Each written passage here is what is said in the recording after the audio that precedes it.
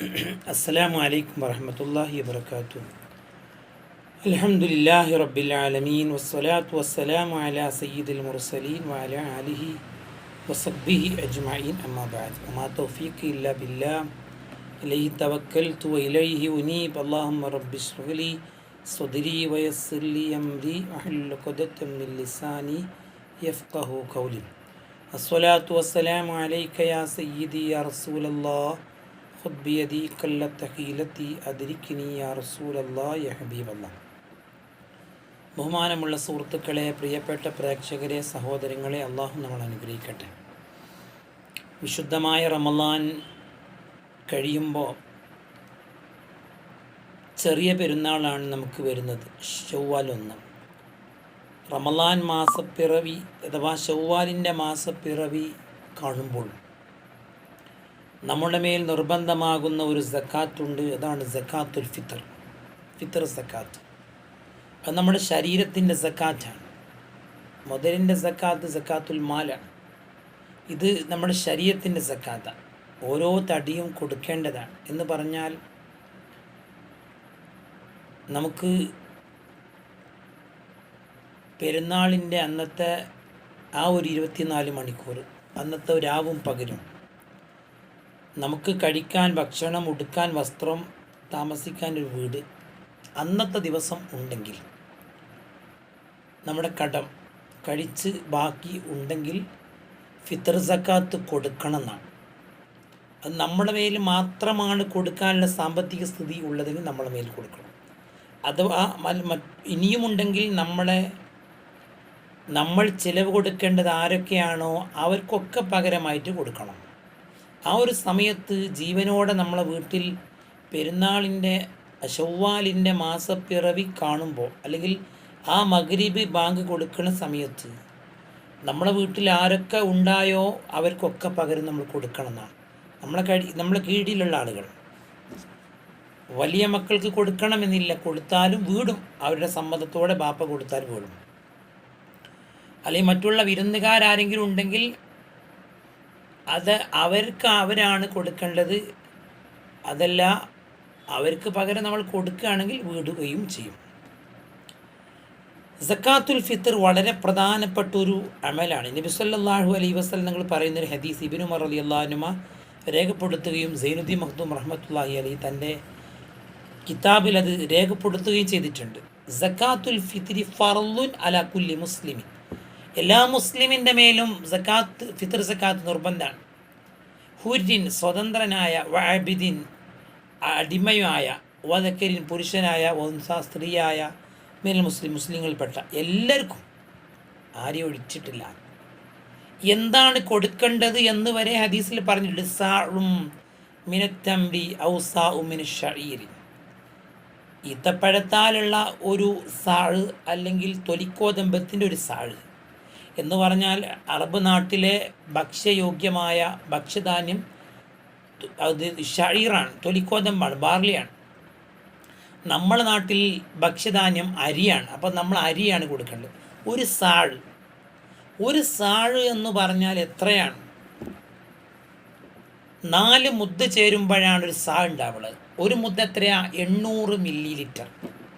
അപ്പോൾ ഒരു സാഴ് എന്ന് പറഞ്ഞാൽ 3 ലിറ്ററും 200 മില്ലി ലിറ്ററും. അപ്പം നമ്മൾ ഇവിടെ അളന്ന് കൊടുക്കുക അല്ലല്ലോ നമ്മൾ അരി വാങ്ങുമ്പോൾ ഉണ്ടാകുന്നത്. നമ്മൾ ഇവിടെ നമുക്ക് അരി കിട്ടുന്നത് എങ്ങനെയാണ്? കിലോഗ്രാം നമ്മൾ തൂക്കി വാങ്ങുകയാണ്. 1 കിലോ, 2 കിലോ, അല്ലെങ്കിൽ 2.5 കിലോ, അല്ലെങ്കിൽ 1/2 കിലോ, 1/4 കിലോ എന്ന് പറഞ്ഞിട്ട് 3/4 കിലോ എന്ന് പറഞ്ഞിട്ട് വാങ്ങലാണല്ലോ.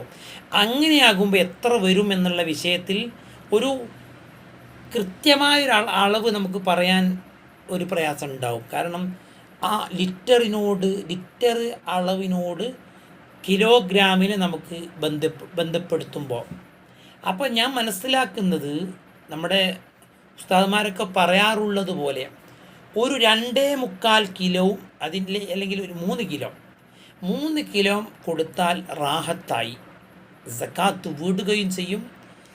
മാത്രമല്ല, ഇനി വല്ലതും അധികം സ്വതക്കിയാകുമല്ലോ. അത് അങ്ങനെ ചെയ്യലായിരിക്കും നല്ലത് എന്നാണ് മനസ്സിലാകേണ്ടത്.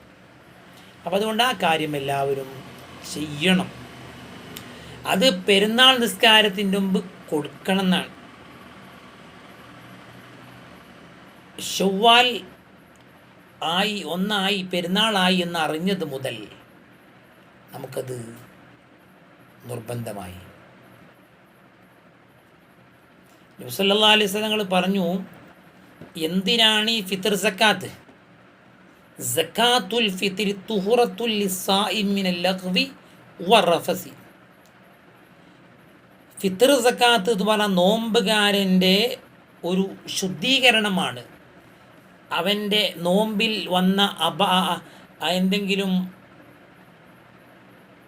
വേണ്ടാത്ത സംസാരങ്ങളോ അല്ലെങ്കിൽ അങ്ങനത്തെ എന്തെങ്കിലും ചില തെറ്റുകൾക്കൊക്കെ ഈ ഫിത്ർ സക്കാത്ത് കൊണ്ട് പരിഹരിക്കപ്പെടും, ഒരു ശുദ്ധീകരണമാണ് എന്ന് പരിശുദ്ധ റസൂലുള്ളാഹി സ്വല്ലല്ലാഹു അലൈഹി വസല്ലം പഠിപ്പിച്ചു.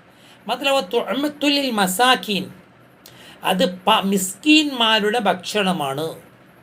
മൻ അദ്ദാഹ ഖബ്ല സ്വലാത്തി ഫഹിയ സക്കാത്തും മഖ്ബൂലത്തുൻ. റസൂലുള്ളാഹി പറഞ്ഞു, പെരുന്നാൾ നിസ്കാരത്തിൻ്റെ മുമ്പ് നിങ്ങളത് നിർവഹിക്കുകയാണെങ്കിൽ അത് ഒരു സ്വീകരിക്കപ്പെട്ട സക്കാത്ത് എന്ന് പറഞ്ഞാൽ അത് റാഹത്തായി, അള്ളാഹുവിനൊരു ഇഷ്ടമായി.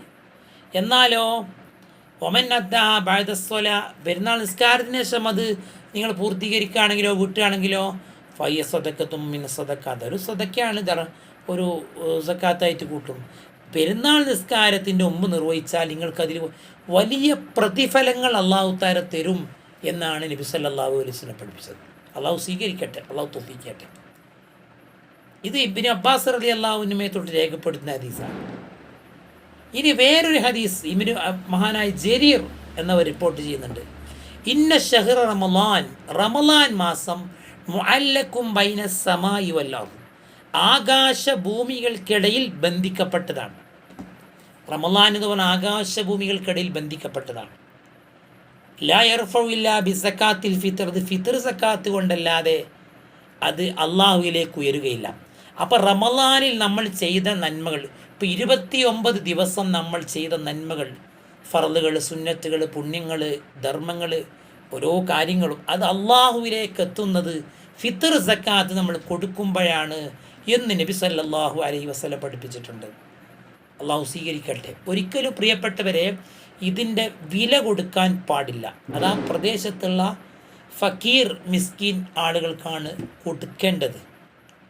അള്ളാഹു സ്വീകരിക്കട്ടെ.